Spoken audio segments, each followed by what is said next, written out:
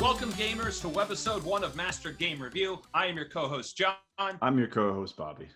And we have a lot in store for you for our first webisode. We used to do podcasts, but now we're going full video, and it's going to be awesome. So we're going to get right into a lot of information for you this time. We have PlayStation 5 review. We have information on Blizzcon, Sony State of Play, which both recently occurred. And then we're going to give you information on the PlayStation Plus free games, Xbox Gold free games. And then last but not least, we have a little segment that we like to call Significant Moment in Gaming History. So we're going to get into that. But right into it, PlayStation 5 review. Bobby, what did you think when you got your PlayStation 5? Oh, when I got my PlayStation 5, I was so pumped. The moment I turned it on, you can definitely feel the difference in the UI, being able to select all the different cards, to see where you are in achievements. The DualSense controller has been such a phenomenal controller to play with. There's definitely some really cool things that I wish that were on this. They came out with it. It's been fantastic to play with. So I can honestly tell you the speed of the system, phenomenal. Like, yeah. I remember whenever we got those freaking Call of Duty updates and you're sitting there and the download's like, boom, you got good internet, boom, the download's there. But then the install file. And I'm sitting there for like 30 freaking minutes for the install file. And I'm like, hello, can I play the game? Now with the PlayStation 5, boom, done, quick. Get into the game, start gaming. That is what I love about the system. And yes, you also brought up that the UI, phenomenal. Like the interface is just so smooth. I like how everything's set up. I will say it has been a little awkward at first getting used to how the PlayStation button works to get to your area. I often hold it down to try and go into rest mode as opposed to just hit it once. Yeah. There's been some changes to that, but yeah, I could definitely say it's been one of those really fast, responsive devices where, you expect it to happen. It's not like before with the PlayStation 4, where it was like you had to wait almost 30 seconds just to load a menu screen, which was ridiculous. So that's been one of the best things about the PlayStation 5. It's just how fast it is, how accurate it is as far as response time, and the load times have been awesome. So I know there's been some games that still take some time, but the load times have been such it's been so gratifying to be able to go from one screen to another. So absolutely. And you know what else was really, really cool that I love what Sony did is if you purchased the PlayStation 5, Sony gave you the PlayStation Plus collection. So they gave you this ridiculous list of games for free, essentially. Yeah, I mean, and they didn't have PlayStation 4 games, but yeah, they didn't have to. And that's the thing, they didn't have to do something like this. And I felt like that was really cool to kind of give us the opportunity to play some games that we haven't been able to play and then play on PlayStation 5. So that's definitely. I mean, if you guys haven't gotten a chance to see the collection, I mean, they have stuff like Days Gone, Detroit Become Human, God of War, Infamous Second Son, Ratchet and Clank, The Last Guardian, The Last of Us Remastered, Until Dawn, Uncharted 4, Batman Arkham Knight, Battlefield 1, Call of Duty Black Ops 3, Zombies Chronicle Edition, Crash Bandicoot, Fallout 4. I mean, the list is just insane. Yeah. So awesome job on Sony's part. Like, I love that fact. I love how a lot of the games that when you get the PlayStation 4 version, you're getting the PlayStation 5 version as well, which is really cool. Yeah. I do want to bring up some cons. I know that's something that, the PlayStation 5 has brought in some tremendous work, but there's some things that have been bothering me, such as like the storage, not having enough storage to play some of these games. Like I have Spider-Man, I got the remastered, I got Miles Morales, I got Call of Duty, all these games take up so much memory. And now I'm up to the point where I have to figure out, hey, I need to get rid of this game to download another. And I guess that's really frustrating. I know, that there are some things in the pipeline for more space, but it's been one of those things where I don't want to go through this frustration, especially when I just bought this brand new PS5.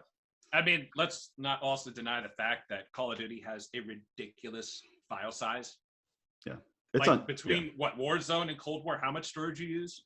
So I know they reported that it's over 500 gigs stored for this game onto my hard drive. So it's pretty intense. It's too much, way too much. Yeah, and then you have your PlayStation 4 games on the external hard drive, which would be phenomenal if we could get that on the PlayStation 5. But I know what they want to do is they want to do interchangeable hard drives. So as soon as I'm able to, I'm getting a 2 or 4 terabyte hard drive and I'm plugging that bad boy in and I'm not worrying about anything. Yeah. I definitely agree. I mean, this is one of those things that I wish they had a good plan in place for it, but hopefully within a couple months they may announce something new. So I will say another great feature, which you also mentioned with the controller, was the functionality of the triggers and how they can tighten up. It's pretty awesome. yeah, it's Pretty pretty awesome. cool. For that kind of experience, I definitely did not expect that kind of enjoyment out of it. But once you start playing it, I definitely enjoyed it, especially like Spider-Man and Cold War, and I don't know if you've been able to play Astro's World. I mean, to be able to feel it, it was pretty awesome. You definitely Absolutely. get immersed into that experience, which I definitely enjoy. I did have a bit of an issue with playing FPS games with that kind of immersed feeling. Sometimes I felt like it was a little bit too extra, so I did turn it off for those for FPS games, especially when I'm trying to competitive gaming and Oh, stuff that's like completely understandable. It's that. it's awesome that you can actually turn it off in Yeah, general. yeah, yeah. So I definitely took that away for the time being, but other games I definitely have it on there, and I definitely look forward for more games coming out with that thing. Now, Absolutely.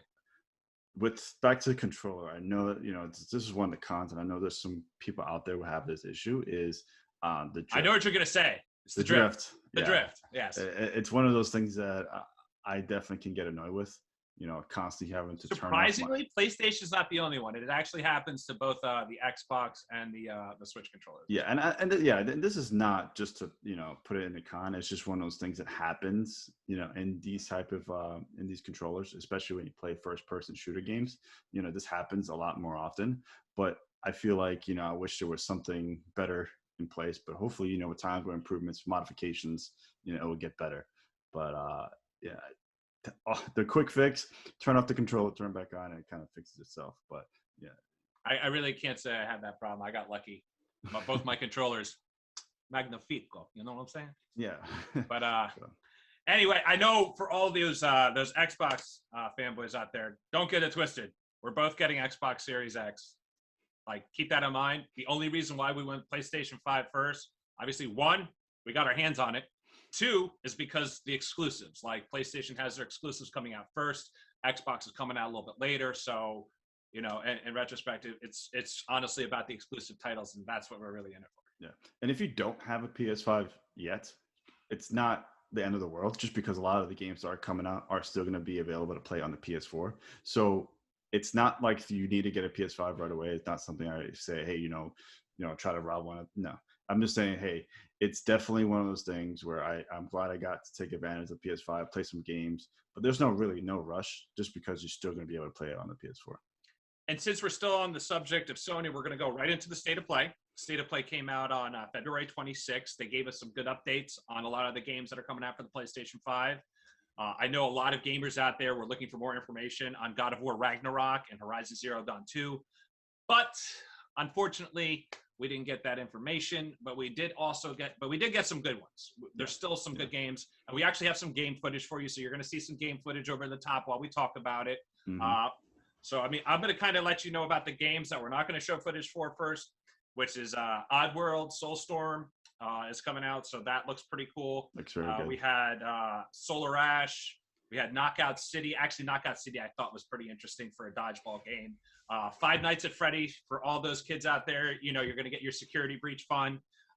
Kenna Bridge of Spirits is another one. And then a big one that I know a lot of people are waiting for is the Final Fantasy Remake, aka Part 2, or what they would like to call Intergrade.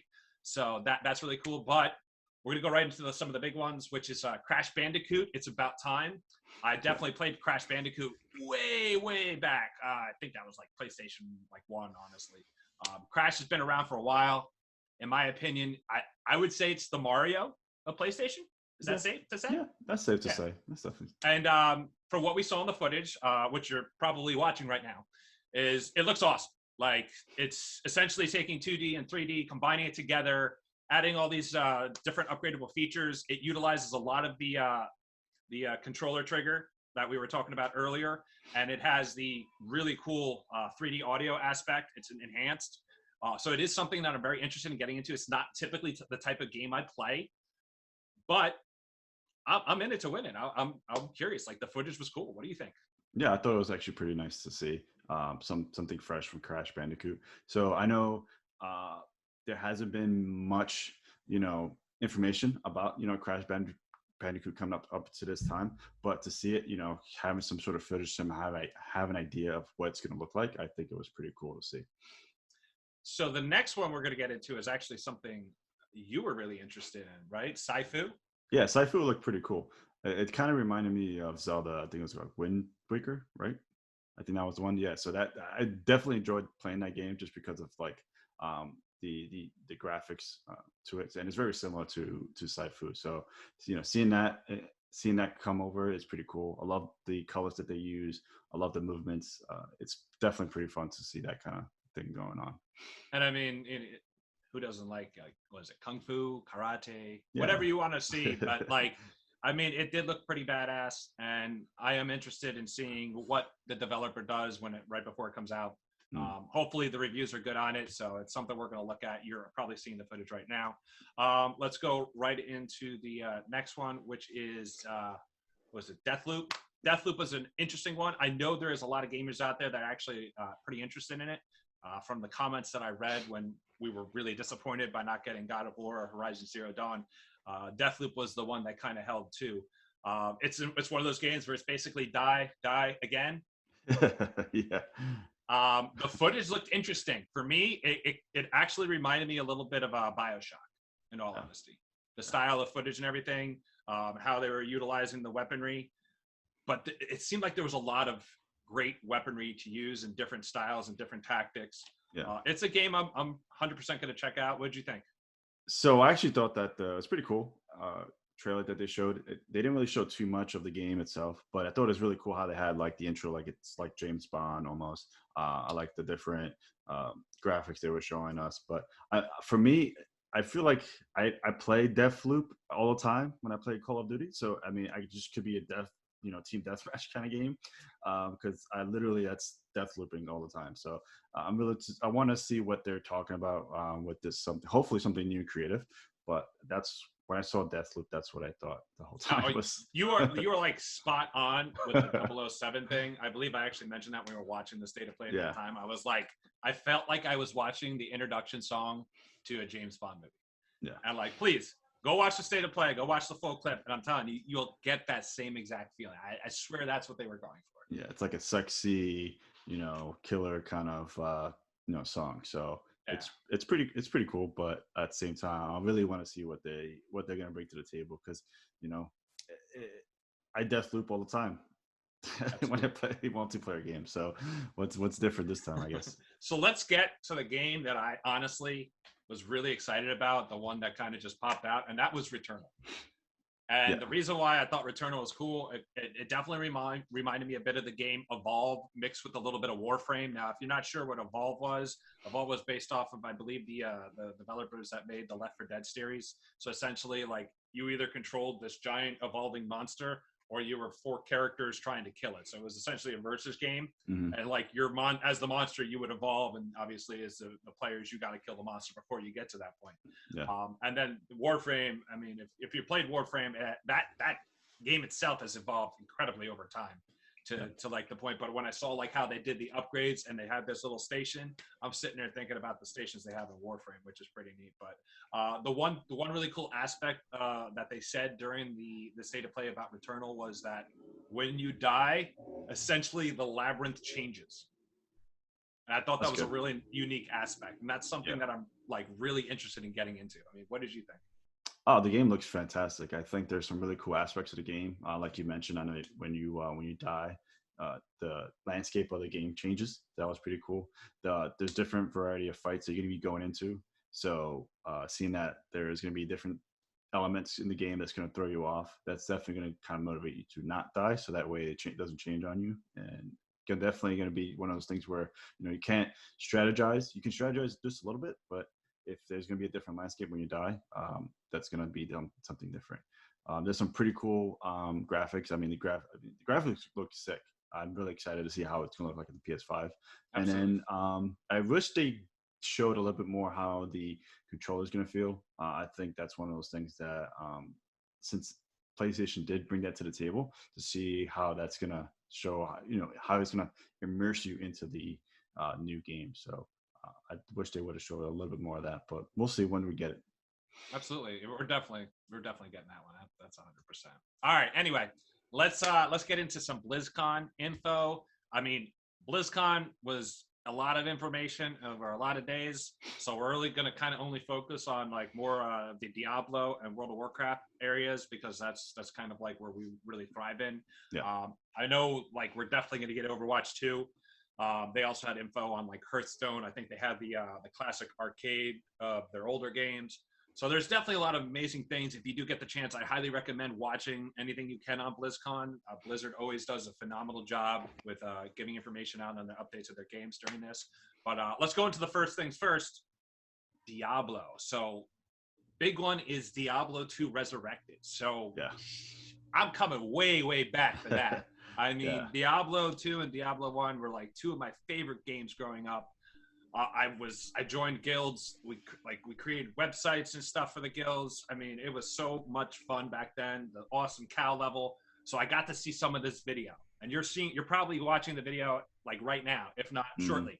And it looks amazing. It looks absolutely amazing. Freaking awesome. Yeah. Very excited to get back into that. What do you think?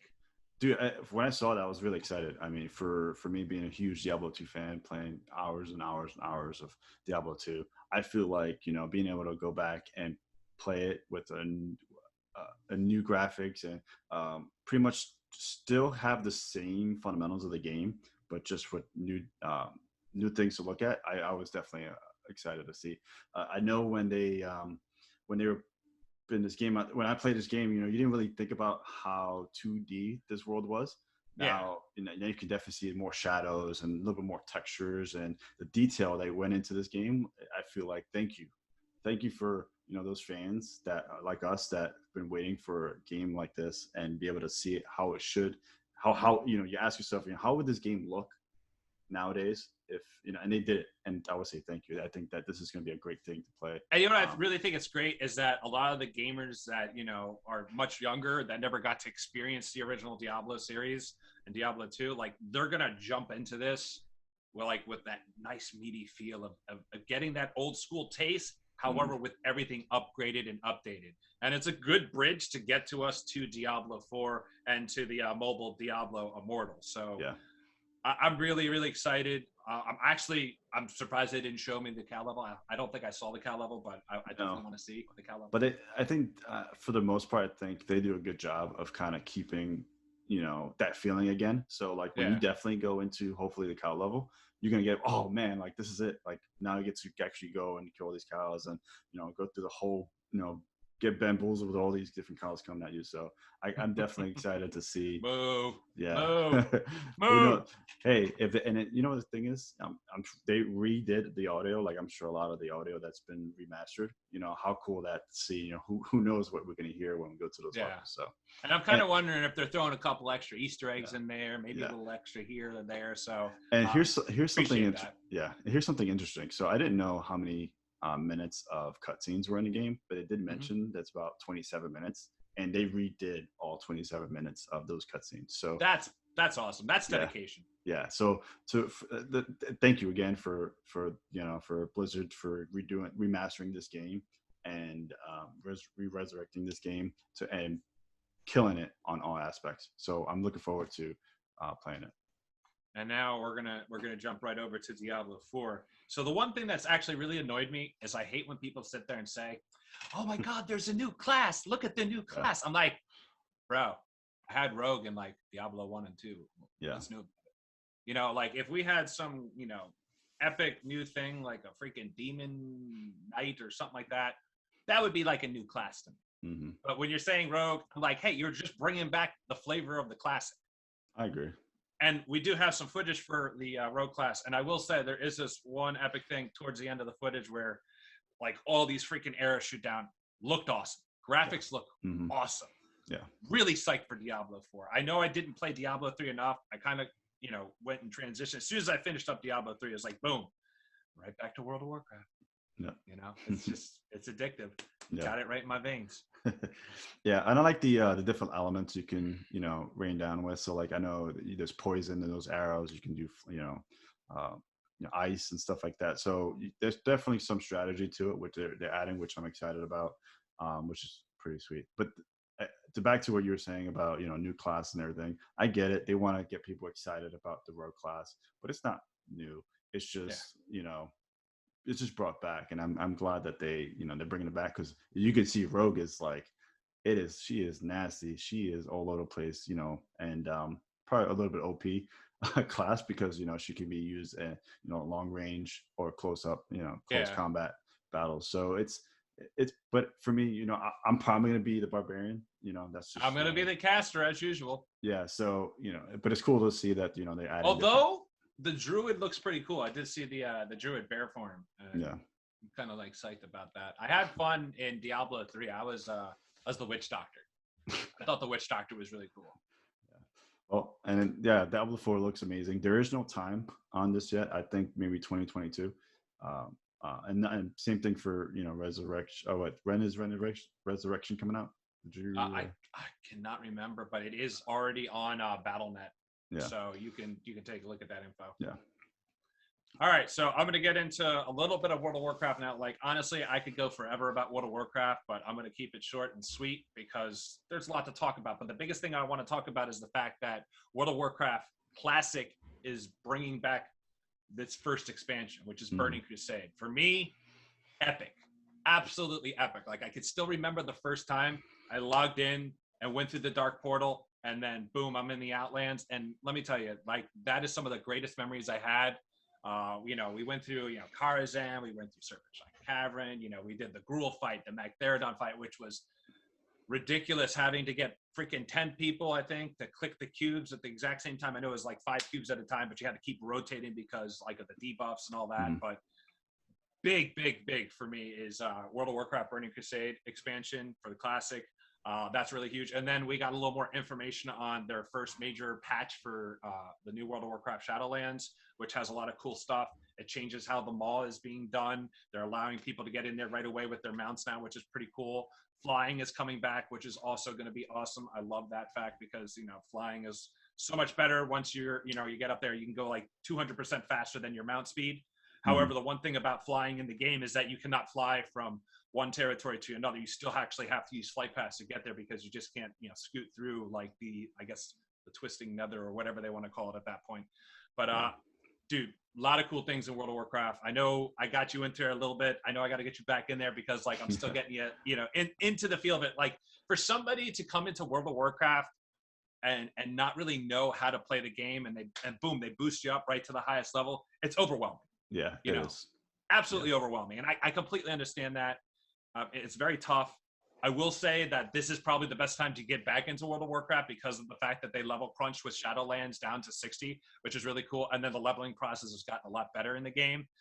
For me personally, I played every single expansion, and this has definitely been one of the better expansions I've played in a while. I wasn't really happy with Battle for Azeroth or Legion that much. So I've really enjoyed Shadowlands so far, and I'm curious to see where they continue with that. All right, let's move into the free PlayStation Plus games. So first off, we have Final Fantasy Remake. And I know what everybody's thinking right now. If I get this Final Fantasy Remake, am I going to get the PlayStation 5 version? No. Sorry.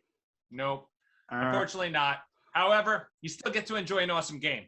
I've enjoyed this game, I don't know how many times, because I feel like they remake it like every couple of years. Still remember the first one, though, when I got it on PC way back. But 100%, totally worth playing. Enjoy it. When you're done with it, go get well, I can't really say part 2. I like to say Intergrade. So Final Fantasy Remake Intergrade. And then continue the chapter. Next up, we have, Remnant from the Ashes, a third-person survival action shooter. That is also available on PlayStation 4. Then we have the PlayStation 5 game, which is Maquette. I believe that's how it's pronunciated. I'm not sure. Yeah, Maquette. But anyway, it is a puzzle game. It is brand new. As a PlayStation 5 owner, you get it for free March 2nd. So check it out. It's pretty awesome. It's going to be cool to have fun with some puzzle games. And then last but not least, PlayStation is giving a VR game because they are still invested into the PlayStation virtual reality headset, which is really cool. So that is Farpoint. That is a first-person shooter. I'm definitely going to check that out with the PlayStation VR. I always do enjoy the PlayStation VR video games. Other than that, like, hey, this is going to be available all of March. Get your games while it lasts. And then moving on right now, Bobby's going to let us know about the Xbox Gold. Yeah, so we have Warface Breakout, which is going to be available March 1st to March 31st, along with Vicious Attack, the Llama Apocalypse. That's going to be available March 16th to April 15th. And then if you want to play some backward compatible games, you have Metal Slug 3, which is going to be for 15 days, March 1st to March 15th. And then Port Royale 3, which is going to be available March 16th to March 31st. And that's all I have for Xbox. I think that's actually pretty cool that Xbox is still supporting games for the 360 for free. Yeah, I mean, there's some games, like for me, I'm a huge NCAA fan, and they can't play that game backwards compatible, but they're coming back. So coming back. All right, so let's get into our last segment. This is kind of like our thing that we're going to be doing. We like to let people know about significant moments in gaming history. That is the year 2021, so a lot of people are going to be writing the 21 down, and what do we think of when we think 21? Well, I think of blackjack, and blackjack means I'm winning. So in that aspect, we're going to talk about PlayStation 2. PlayStation 2 was released March 4th, 2000. It is still, that is right, still the #1 selling console of all time. Wow. Over 157 million units sold. Amazing. Yeah, that's absolutely amazing. That's pretty crazy. I still remember getting my PlayStation 2. It was actually the only system I got the insurance on through, I think it was Electronics Boutique at the time. Mm-hmm. I mean, before it became GameStop. But PlayStation 2, game changer, in my opinion. Like, coming from the PlayStation 1, I mean, obviously, Xbox came out and was the main competitor for PlayStation 2. I think you still had N64 floating around at that point. But PlayStation 2, I felt like it changed the landscape. Like, the games got better, the load times got better. They added more features. I know it was one of the first games to actually include you got the network adapter so you could go online. Yep. That was really cool for me because I played the Final Fantasy Online video game, the MMORPG. And so I was able to switch back and forth to the PlayStation and the PC version, which was really cool. I like that aspect a lot. So I really say, like, impressive that console is still #1. And you'd figure in the pandemic, like, with PlayStation 4 still being around and the Xbox One, like, you figure their sales would climb a bit more. Obviously, since nobody can get their hands on the newer system, it's freaking hard. But wow, just wow. That's a pretty significant moment in gaming history. That's pretty interesting. I didn't even know that myself. I'm pretty shocked. But hey, PlayStation 2 has so many great games that came out under its belt. So I'm not surprised. So, give them props. They did a great job with that console. I can't tell you how many memory cards I had, with that thing, because that was I remember you had to put like a little sticker almost. You could put a sticker on it to kind of let you know what games that were on there. So those are old days, memory cards. I had I think there was like a little carrying case that could hold up to like 4 memory cards. I couldn't. You're right. Like, I had like 8 of them easily 8. And I mean, I had a ton of controllers too, because I was in college at the time, so those controllers got thrown around a lot. Mm-hmm. Yeah, and I remember, for myself, who had a Sega Dreamcast myself, and trying to go online on that thing, and then going on Sony's network and trying to play online. What a huge difference! Like, PlayStation has such a cool way of like getting online and stuff like that. Especially like SOCOM. SOCOM was like the game to play back then. Oh, I remember. Didn't they actually give you the headset when you bought the game for SOCOM? I think they did. They could have. Yeah, I think they did, in all honesty. Yeah. But that is our significant moment in gaming history for this episode. And I think that's it for webisode 1, I should say. Yeah, episode 101. Well, season 1, episode 1, maybe you can say it like that. Sure. Sounds good to me. Sounds good, yeah. Anyway, let us know what you guys think. We have social media. Bobby's going to tell you all about that. Yeah, check out our Instagram, our Twitter, Facebook pages. Let us know what you guys think, and be sure to subscribe. If you like what we have so far, subscribe to our YouTube channel, and also hit the bell to give you alerts and to let you know when our new episodes are up. And I mean, we're going to be getting better and better at this. This is something, that's taken a little bit of time. The logistics are a little difficult. Yeah. We live in 2 different areas, so it's not as easy to get this set up, but we are going to keep pushing forward. So we also include a link for donations in our YouTube page. So if you feel like you want to see more and you want to help us out, a small donation here and there helps us get better quality video, better quality sound, better quality lighting. Absolutely. Yep. So we want to get further. We want to get to the point where we're going to be interviewing developers. We're going to be checking out new games. Hopefully get you sneak peeks. Maybe eventually we're going to be going to when this whole crazy pandemic's over with. We want to go to E3. We're going to go out there to all the other gaming conventions. We're going to be there, letting you know exactly what's going on at the time.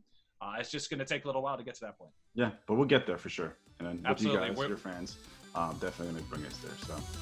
What's up? Thanks a lot, guys. Thanks for watching. MGR out.